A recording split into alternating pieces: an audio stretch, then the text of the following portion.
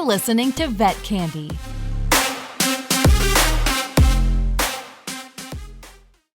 This show is brought to you by 21 Scrubs, stylish scrubs for modern healthcare. Check it out at 21scrubs.com.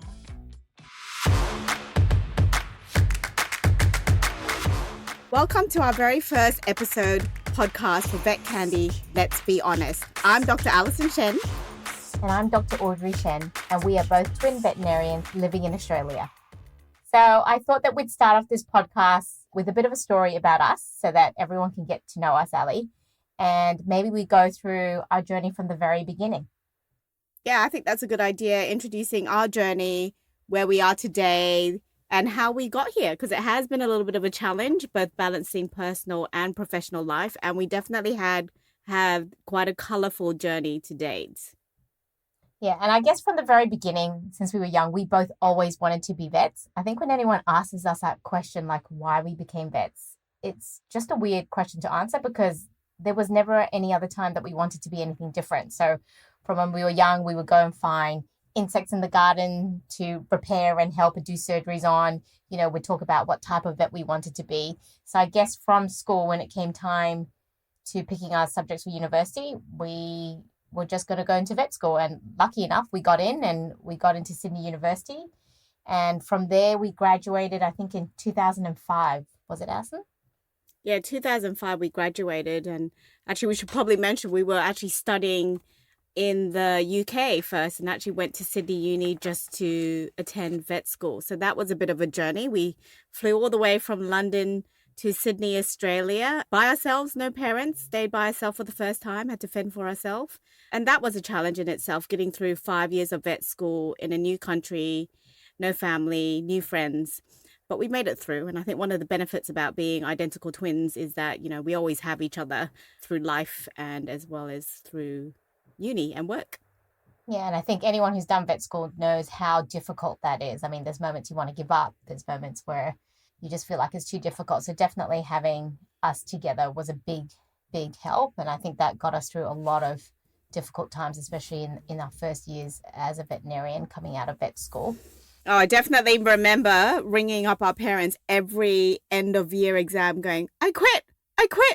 I'm not going to pass. I'm going to quit. They'd say, if you fail the subject, you can quit. And then we didn't fail a single subject, did we?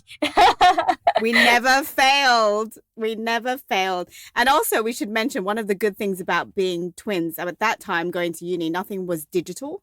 You had to go to the library to actually get the text and sit there and photocopy pages and pages that you needed for the assignment. Remember, we used to have this little system going where tag team, where as soon as we knew what the assignment was, one of us would quickly run out of the lecture before it ended while everybody was still listening and get all the textbooks photocopied and borrowed so that we were the first ones to get it. Because it literally was a fight for textbooks, wasn't it? Yeah. So one of us would stay and take notes and the other one would run off. So yeah, it's like splitting yourself in two, which was great. And then I guess 2005, we graduated and then we went on to become small animal vets. And that's where our journey kind of differed. We went separate ways. We both got into a small animal practice. I was lucky to get a small animal practice. Well, it was a larger clinic, but only small animals. But it was in the inner west suburbs of Sydney. So I got to stay in Sydney, which was a bonus. And it was actually a live-in clinic position. So I was quite lucky, and it was quite rare at that stage to be able to get a job in Sydney as a new grad. But unfortunately, you were very, very far away from me. I think about 3 hours. Yes, we were fighting through all the vet jobs. And then I ended up desperate for a first job. And so I took it was mainly small animal, but kind of mixed up in the Hunter Valley region. So that was quite far away. It was about 2 hours away from Sydney. So we physically both got separated and got thrown into, you know, first vet job. And you made a great choice. I think the practice you went into was so supportive. You had a great vet team. They held your hand, you know, through first surgeries and things. And I could not have got more of the opposite. Like, it was a very unsupportive practice. It was awful. I remember, I mean, even as a new grad, it doesn't matter which clinic you are, you generally get rorted with the worst jobs, the 5 days a week after hours, the morning checks and the evening checks. So it generally is hard, as well as learning on the job and managing back then it was very, very different culture and very hands-on. And then you would call me up, bawling your eyes out, and I would finish my shift and drive the almost 3 hours from where I was to you to help you with your after hours. Do you remember? Because you were struggling. It was awful. And, like your first euthanasia after hours, your first after hours call. And I think my first one was a cat hit by a car. Its arm was half hanging off. The woman was on drugs and I was freaked out. The great thing about being twins, like it doesn't matter the distance. So you drove that 3 hours to come help me. I stayed in the practice. We finished that case. Then you drove home. And we would do things like that to support each other. But that is above and beyond. And I think that's a twin thing. But that got me through those really bad 3 months. And it was just a terribly unsupported practice, many nights a week on call, no one helping me through surgeries. And so I think I lasted there 3 months, gave notice and left. Yeah, you ended up in a really bad car accident, I think, up there, didn't you? And then... Yeah, I think that was the icing on the cake. Without going into too much of that. Yeah. But you know what? I feel like that was absolutely awful. And most people would have exited the industry then or would have had a mental breakdown of some sort. And I think the reason why you got through that is because you had me and I had you.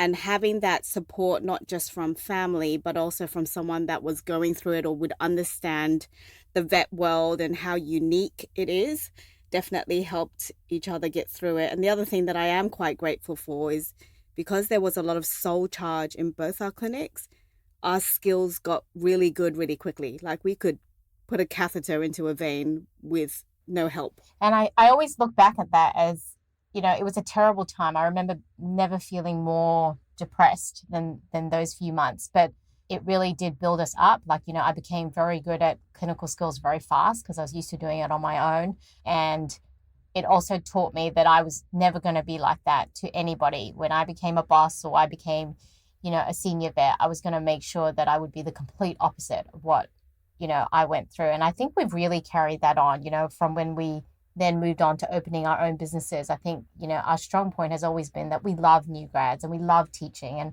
we've made that a big part of our life now, haven't we? Yeah, I think you can either go one of two ways when you've been burned as a new grad, is either follow on with that trend because, that's what I went through, so everybody should go through that, or change that trend. And in a industry where it's so mentally draining, there's so much compassion fatigue, you're mentally fatigued and physically fatigued, let alone what happens in your personal life, it is important to change that wheel. And I think we've dedicated our life with that, with the kids camp and our mentoring, and I think that I'm very proud of that. So I guess from there, we eventually found a really great practice. I moved out west. It was a really busy clinic in a lower socioeconomic area, but the team was amazing. And I got to do a lot of surgeries with great vets that mentored me. And I think the great thing about working in that area was that I also learned to do veterinary medicine and veterinary surgery and be aware of being sensitive about prices, being sensitive that not everybody can afford gold standard. Because I think when you come out of vet school, you're told what gold standard is and you think that that's what you've got to do. Otherwise, you're a terrible vet. But when you go and work in an area where people can't afford gold standard, you get really good at being happy with recommending the next best thing that you can do or doing things in a logical way. So it's still good medicine to the best of your ability. And I think that was the great thing about working at my second job. But then from there, we went on and we decided to bite the bullet and set up our own practice, didn't we? Yeah, so an opportunity came up. I think it was just after I got married. So I got married a year after vet school. And then an opportunity came out for us to actually use one of our family warehouses and basically build from scratch a vet clinic. And at that time, I don't think we were even overwhelmed. We were both like, yes, we can do this. We've been thrown in the deep end. We know that our clinical and our surgical skills are great. Our client skills are great. We basically had to run clinics in our first jobs. And I think we just wanted to do it. There wasn't even an ounce of being scared. And because we had each other, I think that really drove us. I think we had each other too. So all the areas that were scary, we just held each other's hand. And yeah, that was a life-changing moment, I think, for us. I just got married. And we built this clinic from scratch. So there was that, what we love doing, design and interior and, making a unique clinic. We had VIP boarding upstairs. for dogs, which had, bedrooms and four-poster beds and cat condominium. So we had that boarding, we had grooming. It really was one of its kind back then. Yeah. Yeah, grooming at the front with glass windows. And then we obviously had the consult, medicine, lab and surgery. And we were just so proud of it. And I remember our first vet that we hired, that was a pivotal moment because it wasn't just us two. It was, we had another staff member and a practice manager. We just grew and grew. And I think eventually we ended up with about 10 to 15 staff, including, external staff for grooming and puppy school. And it really did thrive. And I think the important thing to mention there is that we were relatively new graddy. We were only 2.5, 3 years out when we went and did this. And now I look back on it, I'm like, God, we had no fear. I don't know where that no fear came from, but I think a lot of it was probably that we had each other and the experiences we had, bad or good, that kind of made us independent. We'd also been used to like living a life with no support when we came here, just us two, no parents and family. So I think it was just the next progression. And we did a lot of learning because, when you're a new grad and you're young and you're female and everyone's looking at you like you're a new grad and you opened a practice, the first vet we hired was 10 years more experienced than we were, which is a weird situation when you're a boss. You have to kind of grow within yourself because not only do you have to make sure that you can try and get respect from your staff, even though you're less experienced than them, you also have to try and convince, our new clients that we knew what we were talking about, that we could run a business. And we also looked really young back then. It's good Asian genes, but, we also looked really young. And people used to go, are you the nurse? And we're like, no, we're actually the vets. And actually, we're the owners of this practice. So there was a lot of growing and you had to kind of stand forward and try and be tougher than you were. And back then, I guess it was a very male-dominated industry in Australia as well. So from our point of view, there was a lot of personal growth. Like we just had to kind of put ourselves forward, ignore all of those things and negativity things that we were saying in our head that we weren't good enough, that imposter syndrome and things like that, and just somehow get through it. And we did it together. And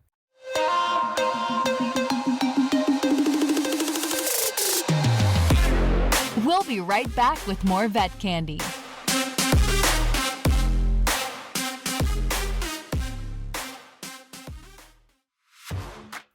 Welcome to a world where practicality meets style and professionalism blends effortlessly with fashion. Introducing 21 Scrubs, the game-changing scrub brand designed for the modern veterinary professional. I'm Dr. Audrey Shen. And I'm Dr. Alison Shen. We're identical twins and veterinarians. Together, we have built and operated veterinary hospitals, mobile clinics, and wildlife rescue centres across Australia. You may have seen us on the international TV series Bondi Vet. But today, we're here to talk about our passion project, 21 Scrubs. Along with our dear friend Rebecca Lau-Marsh, a renowned fashion designer, we saw a real gap in the market for fashionable, practical scrubs. As working mums and veterinarians, we understand the importance of durable, stain-resistant, and hair-proof clothing. But practicality shouldn't mean compromising on style. We wanted to create scrubs that transition seamlessly from the exam room to lunch with friends to picking up the kids. Scrubs that make you look professional and stylish, not like you just came from work. We've poured our hearts into making scrubs that you can move in, feel comfortable in, and look great in, all day and all night. At 21 Scrubs, we're dedicated to pushing boundaries and infusing everyday scrubs with fun and fashion. We hope you enjoy wearing them as much as we enjoy making them. Join us in redefining workwear. Visit 21scrubs.com and discover the perfect blend of style and functionality. And I definitely think the key for that was that we were together. Like if there was a block cat after hours, no other staff would stay behind. It'd be me and you. Doing pays on the weekend, it was me and you. Doing Christmas borders, me and you. So, it definitely helps when you have someone, and also the business challenges and, managing finances and payrolls and BAS and all of that, having somebody else. Yeah, that was growth. And I'm very proud of that clinic. And we actually both ended up having our first kids during that time, I think a year in. And we both had our kids a month apart. I mean, go figure, the two bosses get pregnant at the same time and give birth a month apart. which was not planned. I remember you coming into work going, oh my God, I think I'm pregnant. And then I remember at the back of my head, I'm like, oh my God, I think I'm pregnant too, because, things were delayed. And then when we both found out that we were pregnant and we were exactly 4 weeks apart, we were like, how the hell are we going to keep this practice going? We actually got the sterile urine jars and did our dipstick pregnancy test together on the consult table. Do you remember that? And we're like, oh dear. And again, it's another setback and it's another, oh my God moment, but somehow we got through it. So what we did is we staggered our maternity leave. You worked until 4 weeks when he was due, and then I worked on, and then I left, 4 weeks before Kiki was due, and then we went back part-time. And I guess we also, by then our parents have moved to Australia, so we had that support. We had incredibly supportive partners as well. Yeah, I think having really supportive family is the key with that, because there's no way you can manage all of that and not have any family support. So our partners and our parents definitely were the reason why we could work, because you are the face of the business. You can't exactly go home, in the middle of the day. So definitely having them was the key to everything. Like without our parents and our partners, I think we wouldn't be able to have run that place. So that was very important. Yeah. And it's hard being a working mum. Anyone who's a working mum would say that, there's an element of guilt when you don't make it back on time, or that's element of guilt when you go back to work earlier, or they hurt themselves and you're not there. So we managed to integrate that. And I think the good thing about that was we made our work family and family integrate, our family would come with the babies and would feed them, and then they go home, and then we do surgery and they pop in and say hi. And all of our nurses loved them. We all went through everything together. I actually remember I think I had to do just a quick spay, and I was like, I can do this between breastfeeding.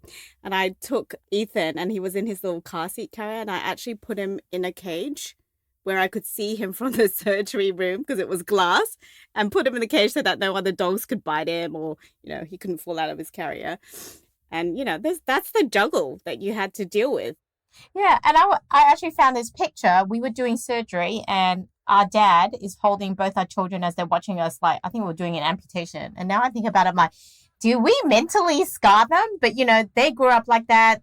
The nurses, took them around the clinic. They all took turns holding them. It was one big family. And I think that's the key to our success a little bit. Like, we are really big on family, whether it's work family or family.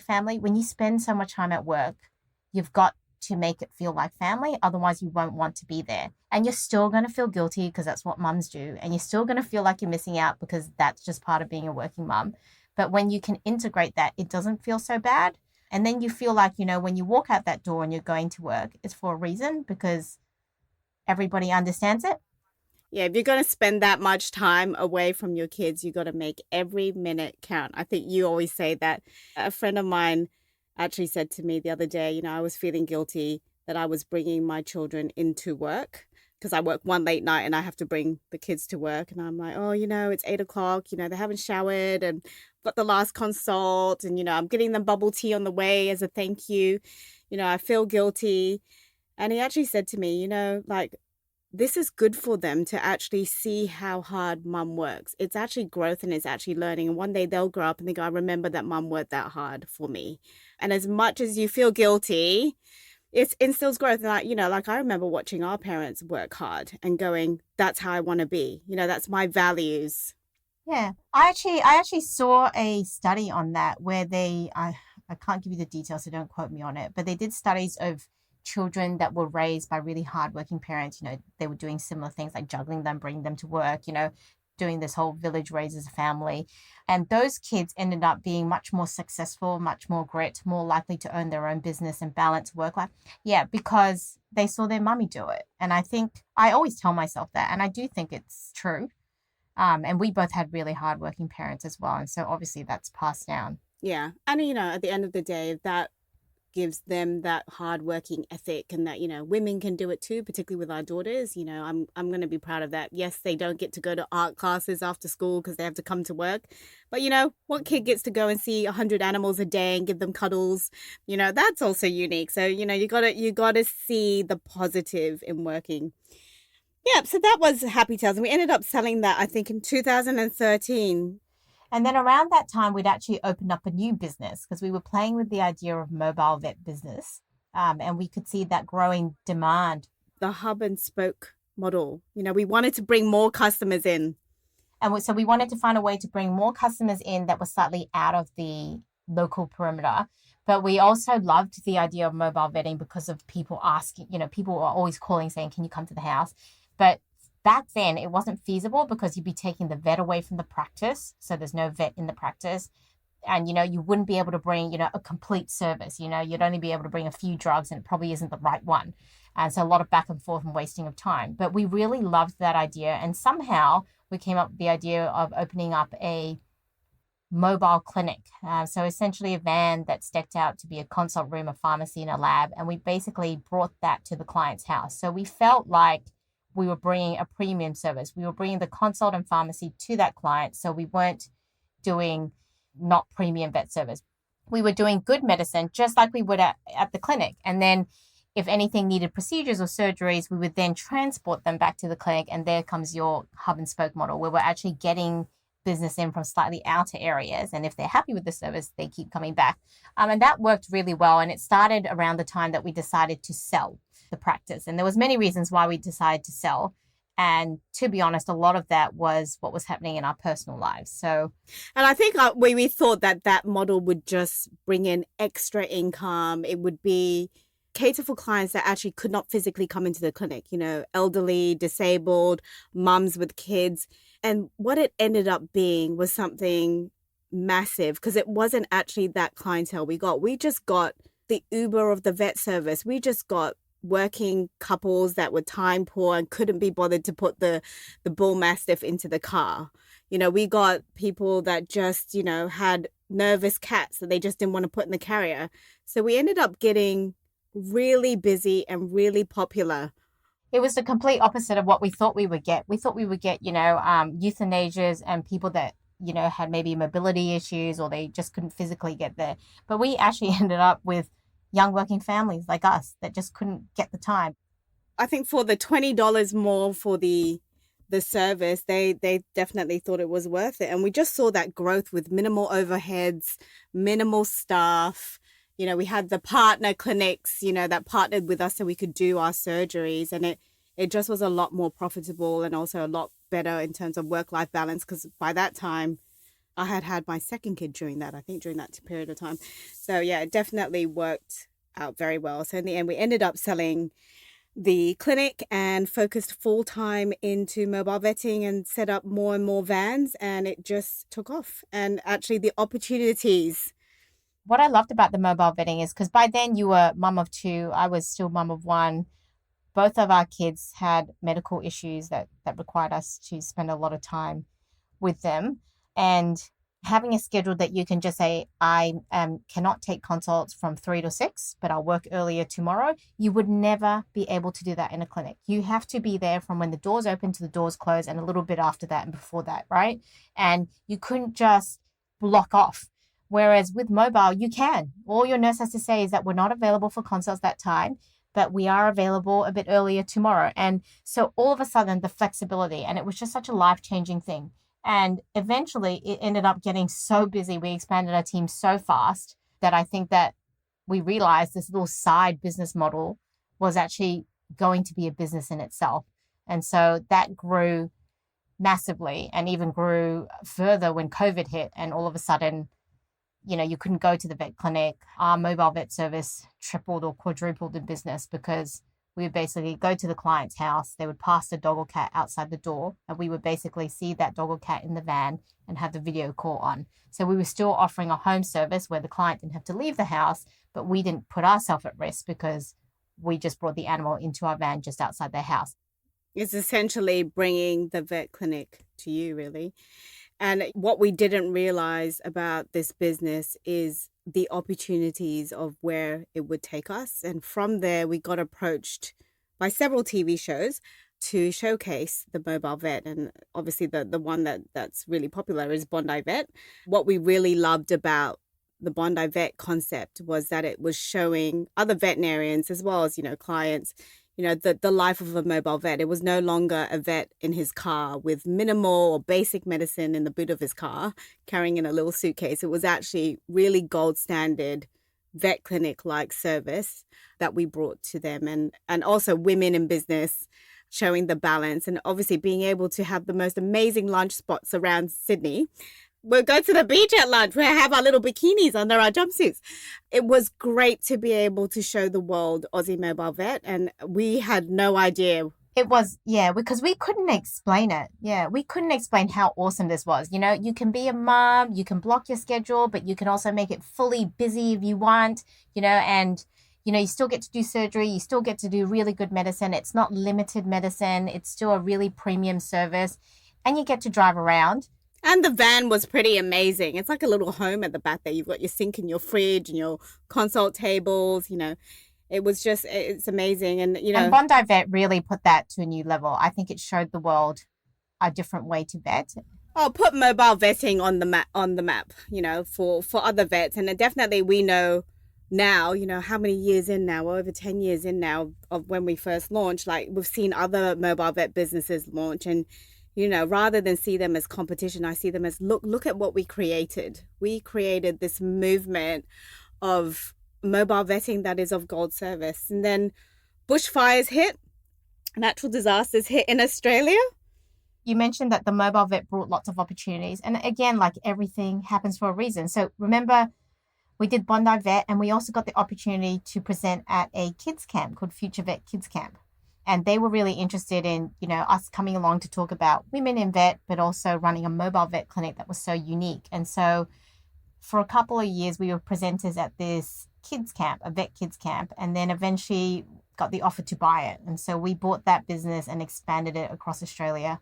It now runs in 3 states, and we've made it really unique towards us. These kids get to go into a vet clinic, see all the wonderful things that we do. They get to come into surgery. We cater for all ages. I think it's 9 to 16. There's 3 different age groups. We've got kookaburra groups, wombats, and juniors. And it's not just vet that we introduce them to. We introduce them to the world of working with animals. So especially the younger kids, we introduce them to groomers, wildlife carers, marine biologists, all different type of professions, dog trainers, behavioralists, specialist surgeons. And, just if you know that you love animals, and we always say those animal loving kids are just unique. They have the biggest heart. You can spot them from a mile away. There's just this connection, and it's this camp full of like-minded animal loving children. And they just make, these kids have made lifelong friendships. We've seen kids come from when they're wombats, 9 years old, all the way up to when they're juniors, and Audrey teaches the junior vets, and they're still in the same friendships, and they've gone to vet school together or become vet nurses together.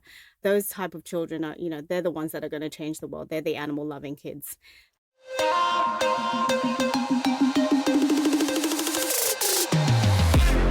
We'll be right back with more vet candy.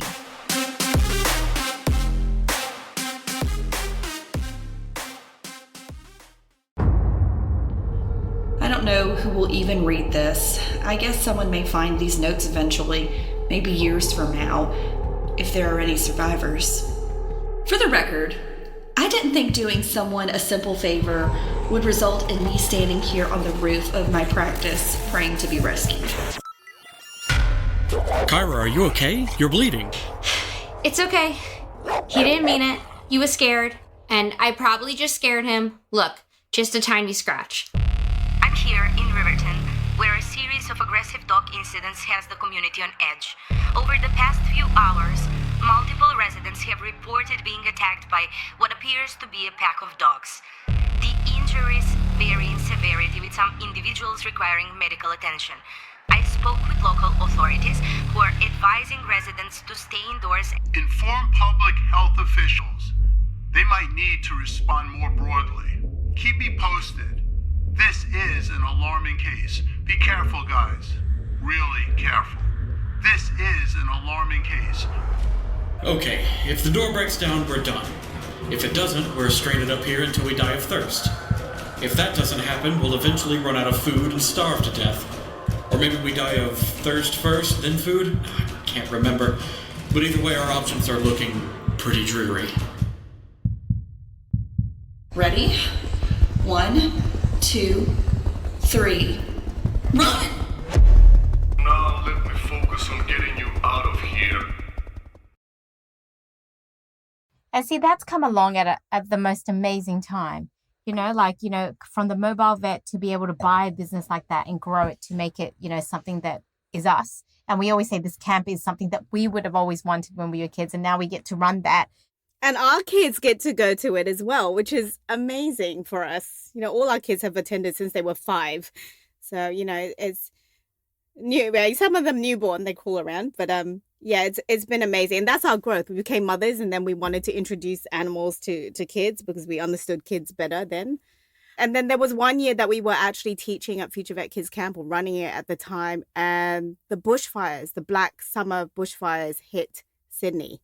And we actually had a wildlife organization come in at that time. And after their talk, they actually approached us about helping out during the bushfires, because we had this well-equipped mobile vet van that was able to go straight into the fire zone and be able to help the wildlife that were severely burnt, whereas nobody else could get into the fire zone. And I remember we sat there after camp. It was graduation. There was a few vets there that were helping with the camp, and we sat down and we go, let's go, we can do this, let's go. And so we quickly put a team together. We finished off the camp, we had our after party, and by 4 a.m. the next morning, we were in our van driving to the fire zone, and we had to do our fire training. So we were all doing it while we were driving up, doing our fire training, which was basically teaching you how to be safe around burnt trees, whether those ones would fall down. And then we started the bushfire work, and where that took us, God, the journey from that to where we are now was all because of those bushfires. Yeah. I mean, what we saw there was devastating, and I'm sure we'll leave this for another podcast, the wildlife work that we do, but that was the start of everything wildlife, and it's become a big part of what we do now. And we've dedicated a lot of our time and a lot of our effort now to running wildlife sanctuaries and wildlife hospitals, volunteer hospitals around Australia. So, yeah, very thankful for the mobile vet service. And I think the important thing was that we weren't actually wildlife vets to begin with. We were small animal vets. So having to learn kangaroo and wallaby and wombat anatomy on the job was challenging. But, you do what you have to do. The basics are there. And it kind of proved to me as well, personally, as a vet, that with our profession, we can do anything. You may have graduated and chosen to go down the small animal vet stream, but look what you can do.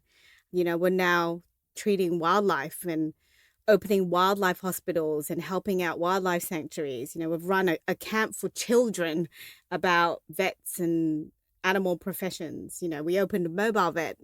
The journey that being a vet, or that having a degree as a vet, where it will take you is just endless. And I think that's what I've learned. And I guess we always say this to the students. Yeah, we say it to students, like, if the going gets tough and you think that you've lost the love for your job, you're finding it hard to love being a vet, there are so many avenues you can go. Teaching Future Vet Kids Camp, I can see that, all the different animal professions you can just integrate into. And even for ourselves, we're diversified for reasons, whether that was personal, whether it was the right time in our life, whether our interests changed. We diversified into different areas and kind of still kept the vet thing going. And then we've come back and gone away again. And we feel like we have a very fulfilled professional life. I think, every part of it is a part of what I love about my life, integrating kids and teaching, integrating wildlife and kangaroos. And I guess probably a good time to mention how, Alison, you went away and did a bit of pet insurance for a while. I actually delved into the pet insurance world. One, because I'm one of those people, if I don't understand something, I'm going to go do it so I understand it. And pet insurance in Australia then was pretty new. And I was very frustrated as the vet, having to send the vet histories, write letters about why something shouldn't be considered a pre-existing condition. And I just didn't understand how it worked. So, when I look at everything that I've done during the vet profession, it's always been a significant pivotal point of my life of why I did it. And at that point, I was suffering from severe compassion fatigue. There was a lot going on in my personal life. I just had my second kid and she was born extremely early. She was born 3.5 months earlier than she should have been born. So she was in hospital for 3.5 months on ventilation. And it really woke me up to, I need to balance my personal and professional life. And nothing that I do is worth sacrificing at that time, the life of my family. Having to possibly say bye to your child 5 times and know that you may not ever be able to take her home, sitting in a hospital while doing payroll and managing that, nothing wakes you up faster than something's got to change. I think at that point in my life, I really wanted it to change. So I took a break and I wanted to work from home. And who thought a vet could work from home? It's impossible, right? And at that time, I had just moved to Brisbane. We were speaking about the opportunities of opening up Aussie Mobile Vet in Brisbane and branching it out to Queensland. And because it was new, I needed to get a job as well, because it obviously needed to earn an income, get the kids settled in school. And a job opportunity came up for a newly formed pet insurance underwriting team. And basically pet underwriters, insurance underwriters, are the ones that sieve through the entire veterinary history and determine whether a condition will be covered. If it's not covered, it's generally because it's a pre-existing condition or it's an excluded condition. At that time, they were all being done by home and car insurance underwriters. And it just baffled me how they could even read a medical history and understand what a TPLO was, or, what a portosystemic shunt was, that it was related to liver. I had to train a bunch of motor and home insurance underwriters medical terms. I had to basically do diagrams of what lateral, ventral, dorsal parts of the body were. And it was tough, but it was very challenging. And during that journey, I really learned a lot about pet insurance, about the financial industry. I had to do some financial training as well. And then from that, I actually got headhunted to another insurance company, a big insurance company, to actually form a pet insurance underwriting company. That was during COVID, which actually worked out perfectly because I could work from home. And we actually set up a pet insurance company during COVID and hired all our underwriters and claims and sales staff then. So it definitely was a challenge. I've never worked in an office. I've never worked in a financial industry before. And there were times where I was like, I can't do this. I can't sit in an office chair. I can't deal with, there's a lot of people management. It's very different from the veterinary industry where, you're accountable from beginning to end of that patient care. In that sort of industry, when you clock off at 4, you clock off at 4. So I found it very, very frustrating, but we got there in the end and we set up that pet insurance company and our pet insurance product. And I am proud of that, but it definitely came at the right time. And I think it definitely opened my eyes into the different types of industries you can go into being a vet.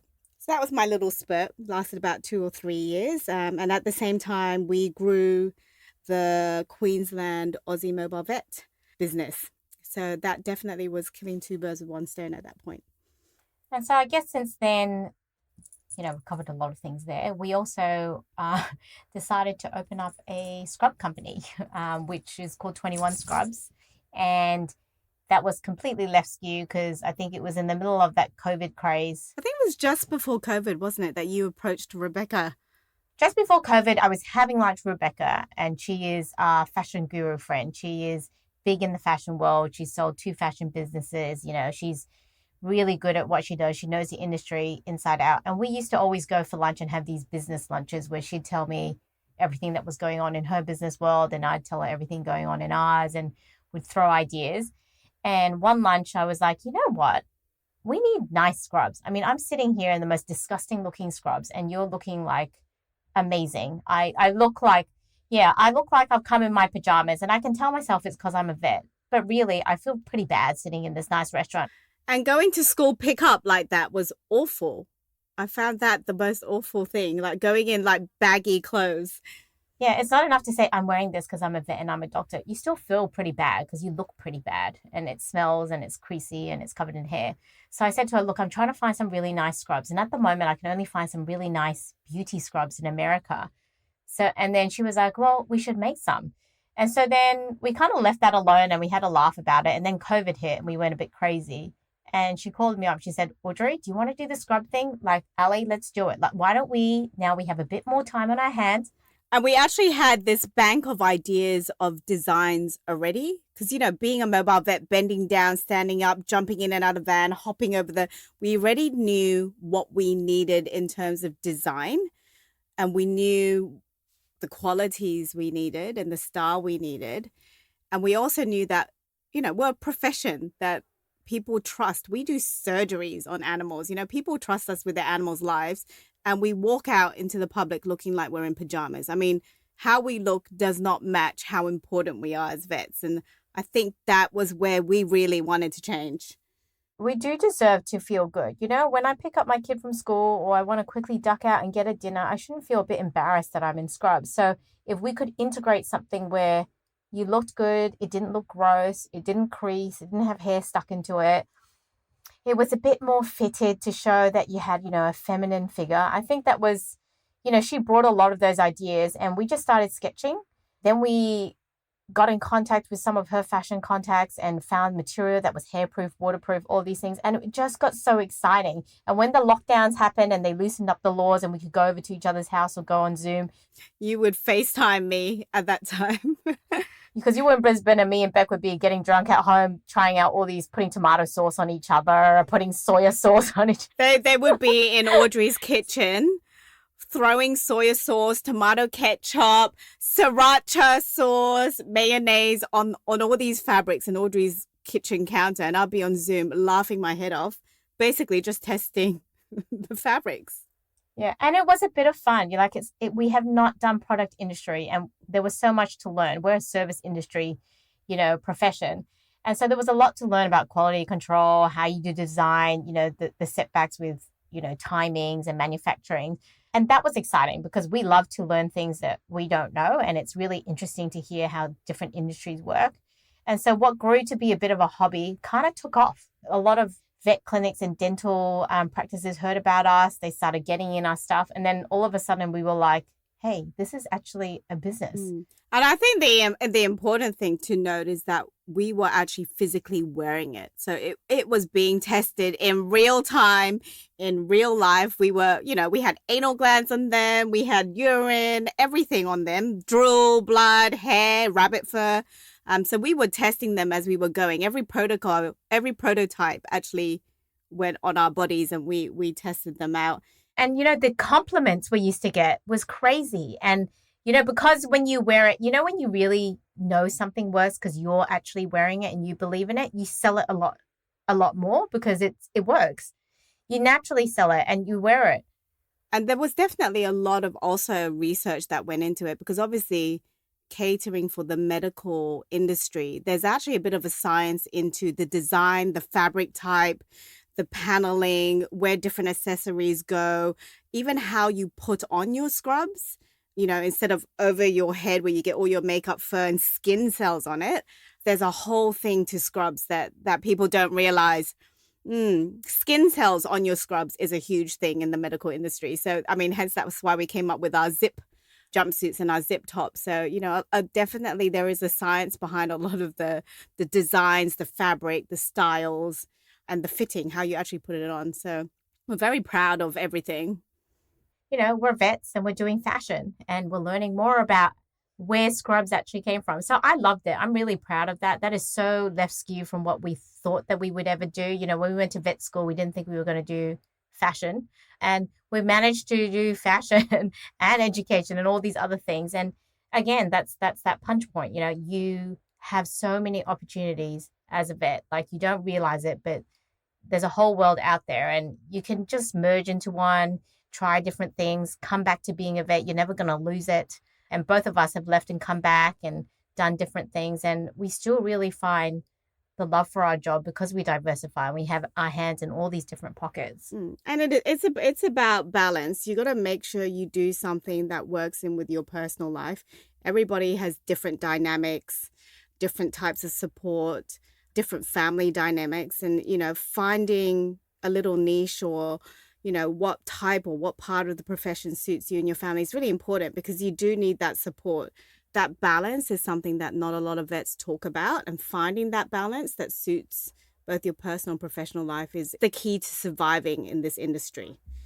I'm reading the points that we wrote here, you know, do we feel like we've done it all, and have we found a way to be a vet and run business that satisfies all our loves in our life? And I think that is. We've found a way to love being mums because we educate kids. We've found a way to bring in fashion because at the end of the day, we're women and we do love looking good. And we've also found a way to treat different kinds of animals like wildlife. You're now doing an acupuncture clinic because that's the big love of your vet life. So you're doing that now, and I'm doing a lot more wildlife now.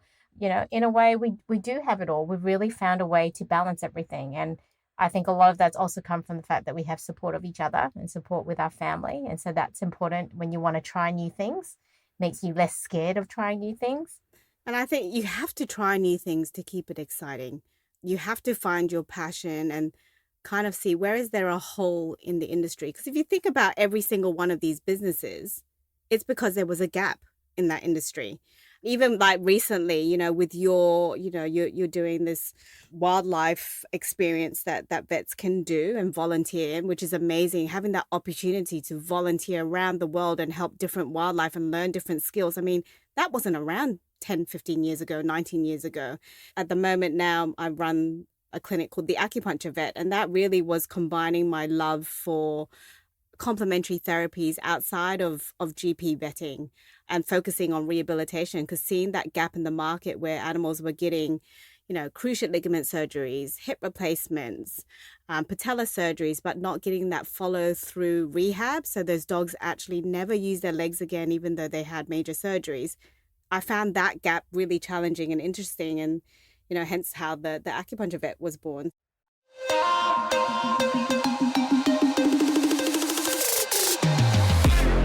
We'll be right back with more Vet Candy.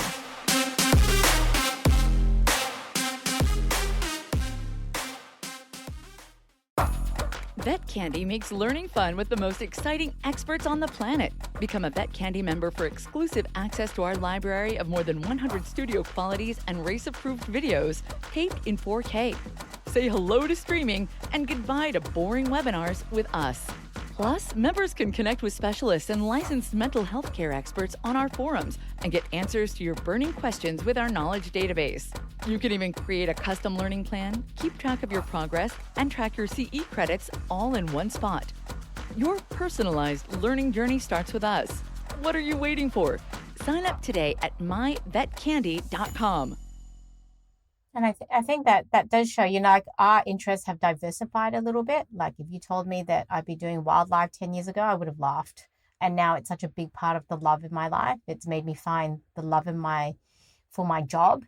And, you know, now I'm focusing, you're right, like more on travel opportunities and giving back to the animals and giving back to our profession, you know, in a profession that's burning out and people are losing the love for our job.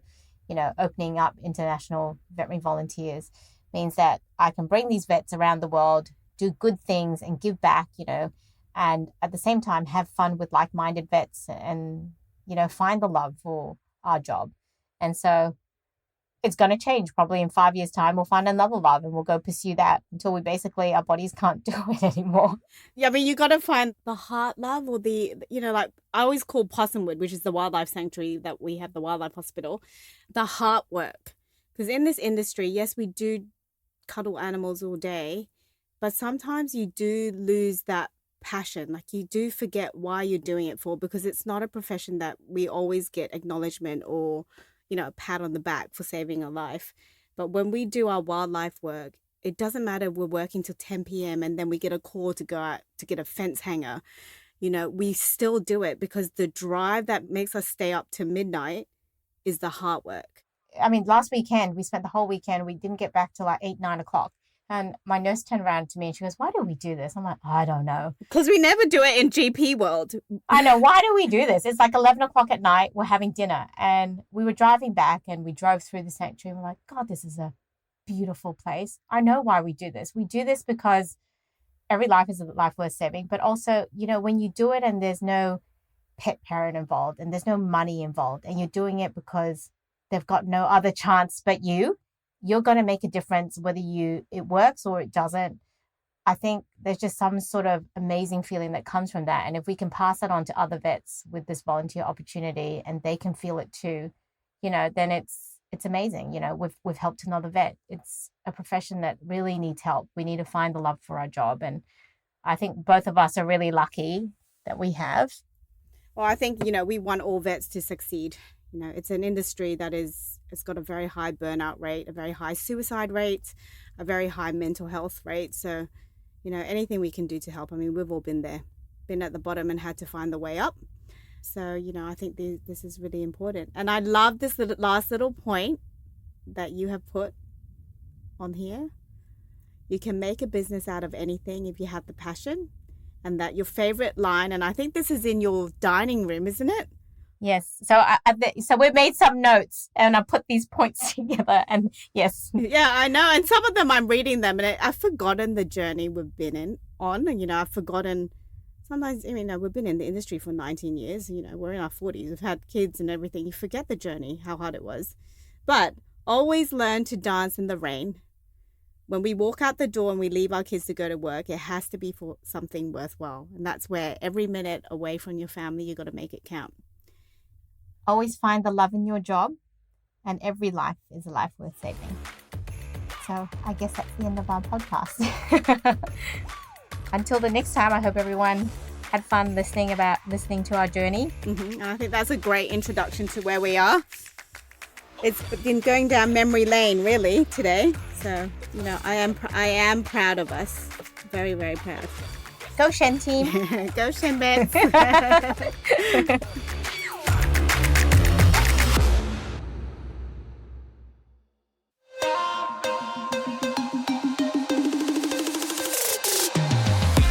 It's Vet Candy. Vet Candy.